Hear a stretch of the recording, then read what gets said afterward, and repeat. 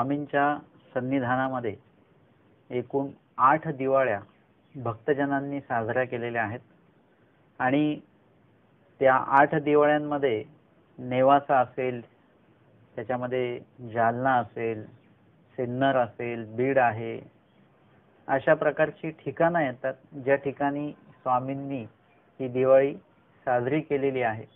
यामध्ये खास करून जालना आहे आणि नेवासा आहेत या दोन ठिकाणच्या लीळा प्रामुख्याने लीळाचरित्रामध्ये आपल्याला श्रवण करायला मिळतात। आजची लीळा आहे जालन्याची हिवरळी, पूर्वार्ध 480 क्रमांकाची। महादाईसी महात्म्या दिवाळी सणू करवणे। महादाईसी विनविले म्हणजे महादाईसांनी महात्म्यांसोबत स्वामींच्या सन्निधानी दिवाळी सण जो आहे तो साजरा केलेला आहे। महादाईसा स्वामींना विनंती करतात, जीजी मी गोसाव्यांचा ठाई दिवाळी सणू करीन, म्हणजे मला स्वामींच्या ठिकाणी दिवाळी सण जो आहे तो साजरा करायचा आहे, संपन्न करायचा आहे। स्वामी म्हणतात महात्म्यासही तू करा। स्वामी म्हणतात की तुम्ही असं करा, नुसतं स्वामींच्या साठी म्हणून सगळा विधी करू नका, तर सर्व जी भक्त मंडळी आहेत त्या सर्व भक्त मंडळींना सुद्धा तुम्ही काय करा, त्याच्यामध्ये सहभागी करा, त्याच्याशिवाय हा आनंद येणार नाही। आणि महादाईसांना नुसतंच म्हणजे फक्त परमेश्वराचंच पूजनाचं भजनाचं गोमटं लागणार आहे, पण स्वामी काय करतात, त्यांच्या त्या गोमट्यामध्ये अजून वाढ करतात आणि सन्निधानी असलेले जे काही प्रेमी आहेत, ज्ञानी आहेत, आचरणनिष्ठ आहेत, त्यांच्या ठिकाणी सुद्धा तुम्ही हा दिवाळी सण साजरा करून तुमचा आनंद, तुमचं गोमट योग्यता हे द्विगुणित करा, असं म्हणून स्वामी त्यांना म्हणतात की तुम्ही महात्म्या सहित दिवाळी करा, म्हणजे पूर्ण मार्ग मंडळींना घेऊन तुम्ही दिवाळी साजरी करा। तुमते असे ते तुम्ही करा, तुमचं जे काही क्षमता आहे त्यानुसार तुम्ही तो खर्च करा, ते पदार्थ आणा, न पुरे ते बाईसा ते मागा, आणि जिथे काही कमी पडतंय द्रव्य वस्तू पदार्थ ते बाईसांकडे तुम्ही मागा। ते म्हणतात हो काजी, बरं ठीक आहे। मग सांजवळे महादाईसी पाण्याची सामुग्री केली, आणि मग संध्याकाळी महादाईसांनी काय केलेलं आहे, म्हणजे आमोशाच्या आदल्या दिवशी, लक्ष्मीपूजनाच्या आदल्या दिवशी महादाईसांनी सांजवळे पाण्याची सामुग्री केली, म्हणजे पाणी भरून ठेवलं। आत्ताच्या काळामध्ये जसं आपल्याकडे घरी सगळं पाणी येतं, नळाला पाणी येतं, तसं तेव्हा नव्हतं। तेव्हा विहिरीवरून नदीवरून ते पाणी भरून आणावं लागायचं, आणि ते सगळं सामुग्री म्हणजे आता भक्त मंडळी किती आहेत त्यानुसार ते सगळं आयोजन केलं गेलं। एवढ्या लोकांना आंघोळीला किती पाणी लागेल यानुसार तेवढं पाण्याची सामुग्री केली, म्हणजे तेवढं पाणी साठवून ठेवलं, संचित करून ठेवलेलं आहे। आणि मग चिकसा तेल, आता अभ्यंग स्नानाची दुसरी तयारी म्हणजे चिकसा, म्हणजे जे काही उठणं वगैरे असेल, तेल म्हणजे आंघोळीच्या आधी तेल वगैरे लावल्या जातं, आणि ते त्या उठण्यामध्ये तेल टाकून ते तेलामध्ये उठणं टाकून असं मिक्स करून ते लावल्या जातं। उमाईसाचा घरून आणला, उमाईसाच्या घरून ते आणलेलं आहे। मग प्रातःकाळी गोसाव्यांशी उपहूड झाला, सकाळी स्वामींना उपहूड झाला। गोसाव्यांशी आसन रचिले, आसन रचल्या गेलं स्वामींसाठी। भक्तजना पाठ पास वडिले, भक्तजनांसाठी सुद्धा पाठ टाकले गेले, त्या पाठावर सगळे बसलेले आहेत। जोंधळ्याचा चौकू भरिला, स्वामींसाठी जोंधळ्याचा चौक जसा भरतात नाही का लग्नाच्या वेळेस वगैरे किंवा दीक्षेच्या वेळेस, तशा प्रकारे तो चौक भरला गेलेला आहे।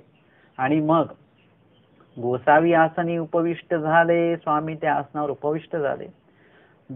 भक्तिजन गोसाव्यांचे जे बैसले, आणि स्वामींचे शेजारी म्हणजे स्वामी मुख्य, आणि मग एक भक्तांची एक पंगत बसलेली आहे त्या ठिकाणी। महादाईसी गोसाव्यांशी ओवाळणी केली, आधी महादाईसांनी काय केलेलं, स्वामींना ओवाळलेलं आहे, गंध लावलेला आहे। भक्तिजन ओवाळिले, सर्व समस्त भक्तजनांना महादाईसांनी गंध लावलेला आहे, त्यानंतर ओवाळलेला आहे। गोसाव्यांशी विडा ओळगविला, आमच्या स्वामींना मग विडा ओळगवलेला आहे। भक्तजनासी तांबोळे दिदली, भक्तजनांना तांबोळ दिल्या गेलं। स्वामी म्हणतात तांबोळ घ्या गा, म्हणजे स्वामींनी श्रीकरामध्ये घेतलंय पण खाल्लं नाही।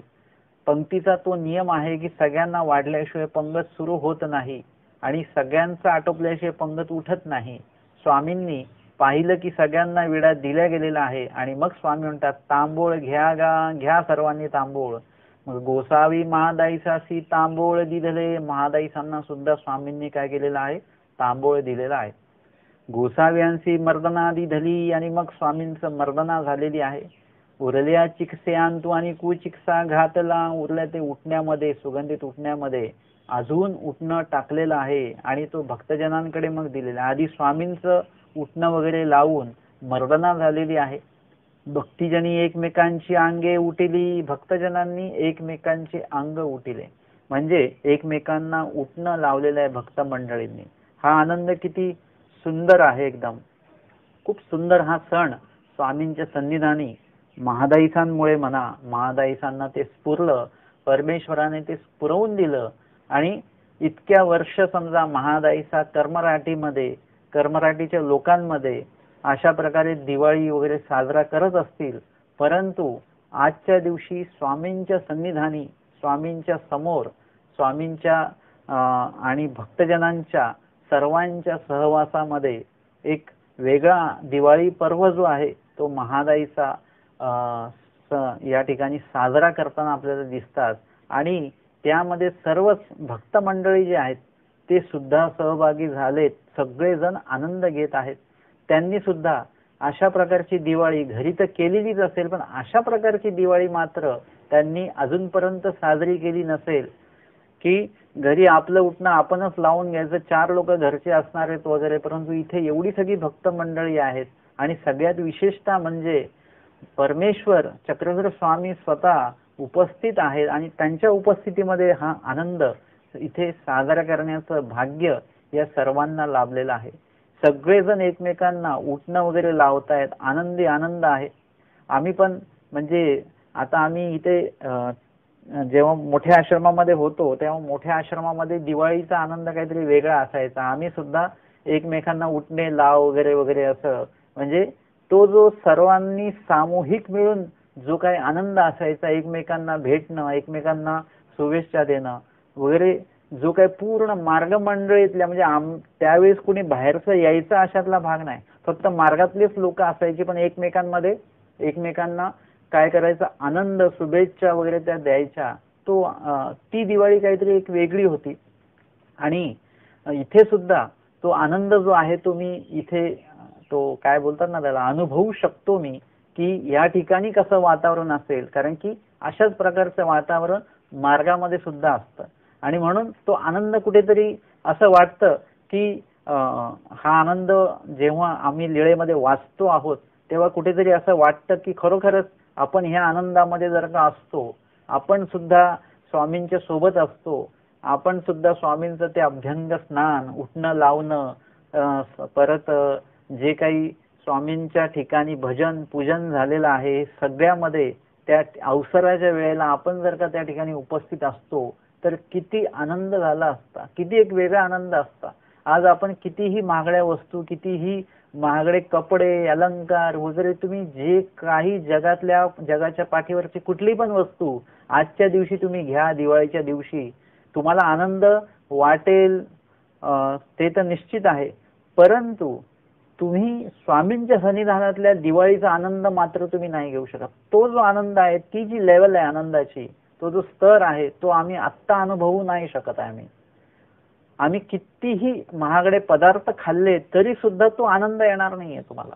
जो आमच्या स्वामींच्या सन्निधानी ज्यांनी ती दिवाळी सण साजरा केलेला आहे, त्यांना जो आनंद झालेला आहे आणि त्यांना प्रसन्न आनंद बघून स्वामी जे प्रसन्न झालेले आहेत, त्यांनी कर्मराटीमध्ये दिवाळी करण्याचं टाळून दैवराटीमध्ये परमेश्वराच्या सन्निधानी दिवाळी करण्याचं ज्यांनी निश्चित केलं आणि स्वामींच्या ठिकाणी त्यांनी ती दिवाळी सण साजरा केलेला आहे, अशा सर्व भक्त मंडळींना पाहून जे कर्मराटी टाळून दैवराटीकडे आलेले आहेत, जे जीवांना सोडून देवाकडे आलेले आहेत, जे अन्यांना सोडून ईश्वर साधकांकडे आलेले आहेत, अशांच्या ठिकाणी अशांना पाहून स्वामींना सुद्धा किती प्रसन्नता वाटत असेल. म्हणजे परमेश्वराच्या विधी करताना आपण तर प्रसन्न व्हायचं, आनंद व्हायचंच आहे, परंतु आपला विधी सुद्धा असा असला पाहिजे की ज्याच्यामुळे परमेश्वर सुद्धा प्रसन्न झाले पाहिजे. हाच एक दिवाळी सण आहे. दिवाळी सण म्हणजे चांगले कपडे, चांगले अलंकार, चांगले पदार्थ नव्हे. दिवाळी सण म्हणजे आनंद. आणि तो आनंद तुम्हाला ज्या ज्या दिवशी भेटत असेल तो तो दिवस तुमच्यासाठी आनंदाचा आहे. महादाईचा जेव्हा विचारतात की पर्व आल्या काही करावे, तेव्हा तिथे स्पष्ट भटोबास म्हणतात की दुना जाप्य करावे. म्हणजे अधिक देवाला आठवा तुम्ही. हा तुमच्या कुठल्याही सणाला तुम्हाला काय करायचं हा जो प्रश्न पडतो ना, कोणी लोक स्नान घालतात, कोणी अत्तर लावतात, विडा उसर सजावट सगळं आहे, सगळं आहे. परंतु एवढ्यावर थांबू नका. फक्त एवढंच करून थांबू नका. तर तुम्हाला पुढे जाऊन काय करायचं आहे, धुना जाप्य म्हणजे तुम्हाला नेहमीच्या ह्याच्यामध्ये तुम्हाला जो काही तुम्ही देव आठवता 1 तास, तर आज तुम्हाला 2 तास, 3 तास, 4 तास, नव्हे तर दिवसभर देव आठवायचा आहे. जास्तीत जास्त आम्हाला एखादा सण साजरा करत असताना तो देवाला आठवून साजरा करायचा आहे. म्हणजे देवाला जेवढं तुम्ही आठवाल तेवढं तो तुमचा सण साजरा होतो आहे. देवाला आठवणं हा सण साजरा करण्याचं ते माध्यम आहे, स्मरण. याच्या व्यतिरिक्त तुम्ही कशानेही सण साजरा करू शकत नाहीत. आजच्या घडीला दिवाळीचा फराळ केवळ घरातल्या लहान मुलांसाठी आणि आलेल्या लोकांच्या समोर काहीतरी ठेवायचा आहे फराळ म्हणून तो बनवला जातो. वांचून घरातले कुणीही लोक फराळ शक्यतो खात नाहीत. आपणही कुणाच्या घरी गेलो तरी आपण ते फराळाचं नको, म्हणजे तेलकट नको, गोड नको, हे नको, ते नको, दिलास त्यातलं थोडंसं खातो आणि म्हणतो बस झालं एवढं. म्हणजे आपण त्याच्यामध्ये कुठेही अडकलेलो नाहीये. ते जे काही पदार्थ आहेत, अलंकार आहेत, एक विशिष्ट वेळाने, ते कपडे असतील ते एक विशिष्ट वेळाने त्याचा कंटाळा येतो, ते आपण काढून ठेवतो. ते नवीन पहिल्यांदा जेव्हा सकाळी सकाळी परिधान करतो नवीन कपडे, दागिने, हे तेव्हा तुम्हाला 1-2 तास बरं वाटतं सगळं काय. नंतर मग जेव्हा गरम व्हायला लागतं, धावपळ होते, मग तुम्हाला त्या कपड्यांचा कंटाळा यायला लागतो. नंतर असं होतं कधी ते कपडे काढून जुने कपडे आपण घालतो परत, असं आपल्याला होतं. म्हणजे ह्या कशामध्येच आनंद नाही हे तुमच्या नंतर लक्षात येतं. दागिने घातलेत पण त्याची ते दाखवण्याची एक हौस वेगळी, परंतु ते कोणी काढून नेईल पटकन, काय होईल, तर त्याची एक भीती एक वेगळी असते. म्हणजे त्याच्यामध्ये सुद्धा तुम्हाला तो आनंद नाहीये. पदार्थ तुम्हाला दिले, आता काय दिवाळी आहे खा गोड म्हणून तुम्ही खात बसता, परंतु नंतर लक्षात येतं की याचा त्रास आपल्याला नंतर होणार, शुगर वाढेल, ऍसिडिटी वाढेल. म्हणजे ह्याच्यामध्ये सुद्धा तुम्हाला आनंद नाही हे लक्षात येऊन जातं. नाशिवंत कुठल्याही पदार्थांमध्ये, कुठल्याही वस्तूमध्ये आणि कुठल्याही व्यक्तीमधनं तुम्हाला कुठलाच प्रकारचा आनंद भेटत नाही. तो आनंद केवळ आणि केवळ परमेश्वराच्या चतुर्विध स्मरणातूनच तो तुम्हाला मिळेल. परमेश्वराला आठवण्यामध्ये तो मिळेल. परमेश्वराच्या साधकांना जेव्हा तुम्ही आठवाल तेव्हा तो मिळेल. परमेश्वराची वचनं आहेत ते आठवाल तेव्हा तुम्हाला तो आनंद मिळेल.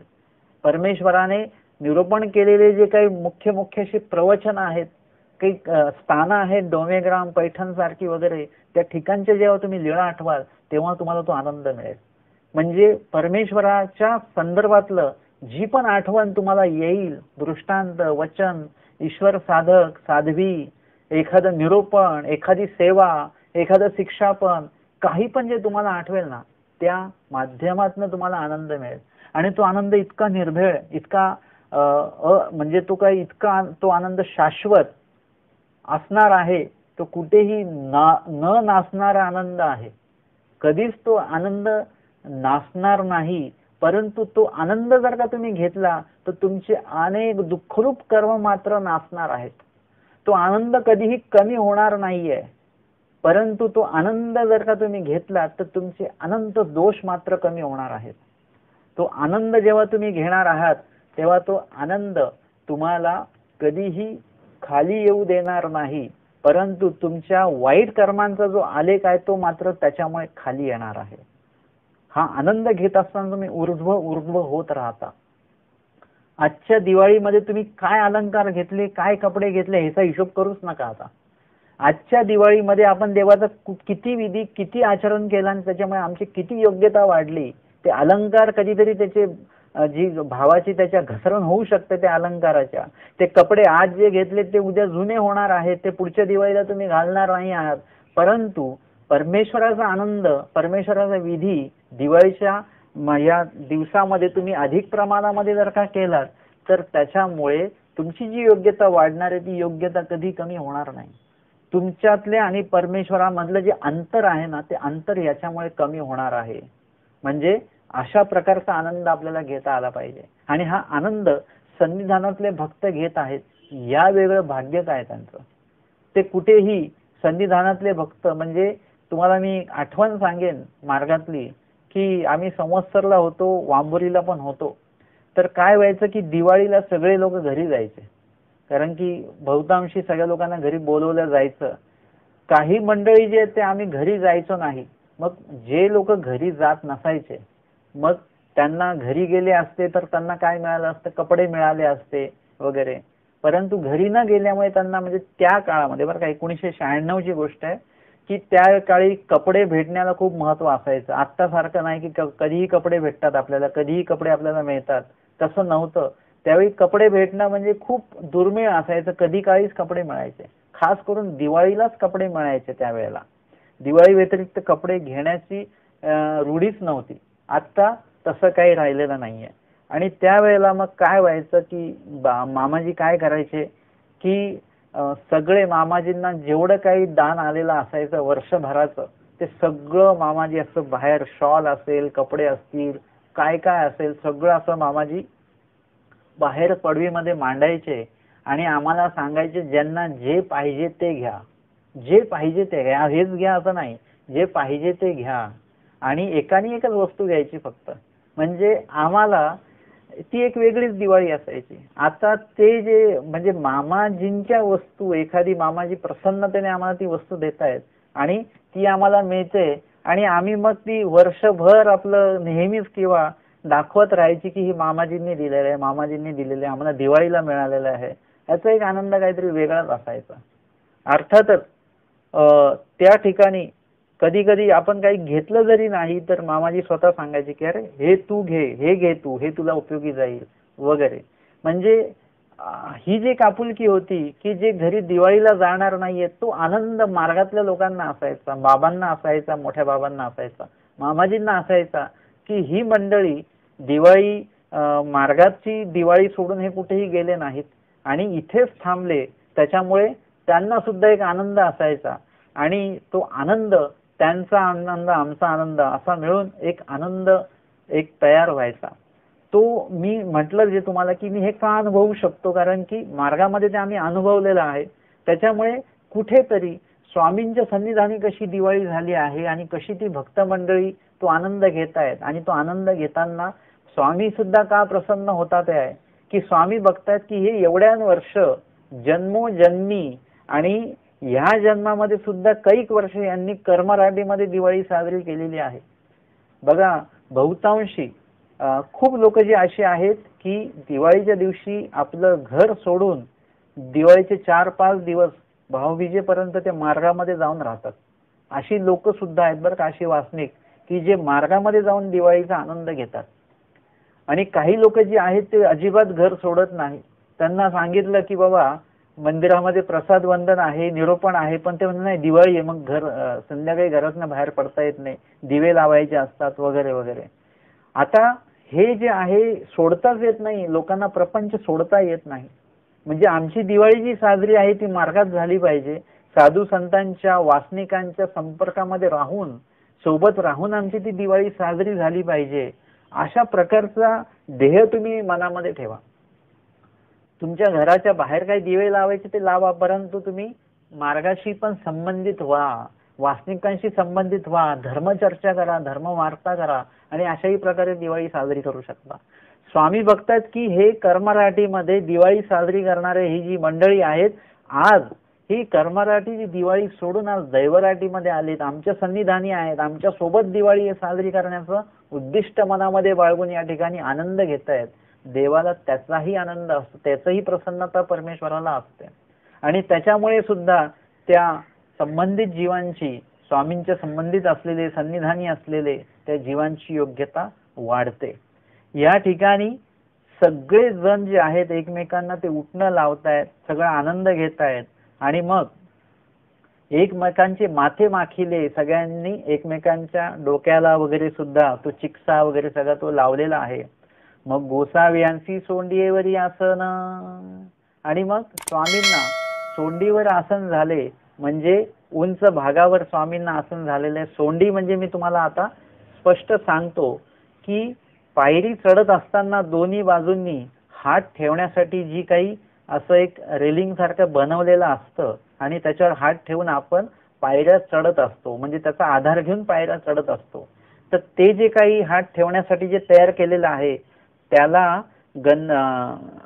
हत्तीच्या सोंडेचा आकार दिलेला असतो. म्हणजे खाली सोंड आणि वर अशी जणू काय आपण हत्तीच्या सोंडेवर हात देऊन वर चाललेलो आहोत त्या पायऱ्या चढत चढत. आणि जिथे त्या पायऱ्या संपतात तिथे ते हत्तीचं तोंड वगैरे काढलेलं असेल, मुख काढलेलं असेल आणि खाली अशी ती सोंड त्याची हत्तीची. तर त्या हत्तीच्या डोक्यावर आमचे स्वामी बसलेले आहेत, म्हणजे सोंडीवर बसलेले आहेत असं तुम्ही धरून चला. आणि स्वामी तिथे बसतात आणि बसल्यानंतर श्रीमुकुटी भोगी ओळगविली, श्रीमुकुटावर स्वामींच्या ती भोगी ओळगवलेली आहे, म्हणजे सुगंधित पावडर आहे ही. किंवा एक अर्थ याचा असाही केलेला आहे की नारळाचं जे दूध काढलेलं आहे त्याच्यात काही सुगंधी वगैरे टाकून ते जे काही तयार केलेलं आहे ते स्वामींच्या माथ्यावर श्रीमुकुटावरती भोगी ओळगविली. श्रीमुकुटीच्या पिळ्यान तू आणि भोगी घातली, जे काही ते बनवलेलं होतं त्याच्यामध्ये अजून भोगी टाकली आणि मग ती भक्तजनांना दिली. भक्तजनांचे माथे माखिले आणि त्यांचे डोक्याला ती भोगी लावलेली आहे. मग गोसावी यांची मादने झाले. मग स्वामींचं मादने म्हणजे मालिश वगैरे सगळं झालेले, तेल वगैरे लावून सुगंधित तेल लावल्या गेलेलं आहे, उटणं लावल्या गेलेलं आहे, सगळं असं अशा पद्धतीने ते मादने झालं. आणि मादने झालं म्हणजे स्वामींचं स्नान झालेलं आहे. आधी उटणं वगैरे याच्या तेलाच्या माध्यमातून मर्दना झालेली आहे आणि त्यानंतर मग चिकसा वगैरे जे काय आहे, उटणं आहे ते लावलेलं आहे. आणि मग गोसाव्यांची मादने झाले म्हणजे स्नान झालेलं आहे. महादाईचे गाडू ढाळीती, गाडू म्हणजे तांब्या, गरम पाण्याचा तांब्या महादाईचा काय करायचे, ओतत होते श्रीमूर्तीवर. बाईसे श्रीमुकुट चोखीती आणि बाईचा श्रीमुकुट स्वामींचे चोळत होते. श्रीमूर्ती प्रक्षाळीती, श्रीमूर्तीवर गरम पाणी जे आहे ते महादाईचा ओतत आहेत तांब्याच्या माध्यमातून. आणि मग श्रीमूर्ती वगैरे असं पूर्ण काय होत आहे, गरम पाण्याने प्रक्षाळित केल्या जाते आहे. भगती जन सोंडिये तळी रिगोनी श्री गोसाव्यांचे उदके नाले. आणि मग स्वामी उंचावर आहेत बसलेले आणि तिथून जे पाणी असं ओघळून येत आहे त्याच्या खाली, त्या पाण्याखाली स्वामींच्या श्रीमूर्तीवरून जे पाणी प्रसाद म्हणून ते येत आहे त्या पाण्याखाली भक्तिजन काय करतात, भक्तिजन न्हाती म्हणजे त्या पाण्याखाली सगळेजण बसून ते सुद्धा आंघोळ करतात. ऐसे गोसाव्यांशी मादने झाले, असं स्वामींचं स्नान झालं. मागोते गोसावी बहुते पाणी न्हानविले. आणि मग भरपूर पाणी साठवलेलं होतं, त्या भरपूर पाण्याने स्वामींनी आंघोळ करायला लावली भक्तजनांना. मग महादाईची आक्षेवाने आणले म्हणजे ओवाळताना जे काही निरंजन असेल आणि अजून काही वस्तू असतात, सोन्याचं काहीतरी अंगठी म्हणा काहीतरी असतं त्याच्याने ते ओवाळलं जातं वगैरे वगैरे, जे काही सगळं काही अक्षयवान आहेत ते त्या ठिकाणी आणलेले आहेत. गोसाव्यांशी ओवाळले आणि स्वामींना ओवाळल्या गेलेलं आहे. म्हणजे अक्षयवानामध्ये ते मोठ्याचे दिवे वगैरे असतात, मुठीचे दिवे वगैरे असतात, सगळे कणकेचे दिवे असतात वगैरे, जे काय आहे ते सगळं आणून स्वामींना ओवाळल्या गेलं. आणि मग गोसावी वस्त्रे वेडिले आणि मग स्वामींना नवीन वस्त्र अर्पण केलं गेलं. ती वस्त्र स्वामींनी परिधान केली. आसनी उपविष्ट झाले आमचे स्वामी. चंदनाचा आडा रेखिला, भाळ प्रदेशी स्वामींच्या पूजन समयी चंदनाचा आडा रेखल्या गेला. मग गोसाव्यांची ओवाळणी झाली, स्वामींना ओवाळल्या गेलं. भक्तिजन ओवाळले, भक्तजनांना महादाईसांनी ओवाळलं. मग दिसू निघाला म्हणजे हे सकाळी भल्या पहाटे हा विधी सगळा आटोपला आणि मग दिवस निघाला, उजेडलं. बाईसी आपला निमस्तू पूजा अवसर केला. आणि मग बाईसांनी नेहमीचा जो स्वामींचा पूजा अवसर जो आहे तो कधी चुकत नाही, तो त्रिकाळ पूजा अवसरांपैकी सकाळचा जो पूजा अवसर आहे तो बाईसांनी नियमाचा तो केला. मग गोसावी विहरणासी बीजे केले. मग आमचे स्वामी विहरणासाठी बीजे करतात. महादाईची उपहारून फजविला, महादाईसांनी उपहाराची पूर्ण तयारी केलेली आहे.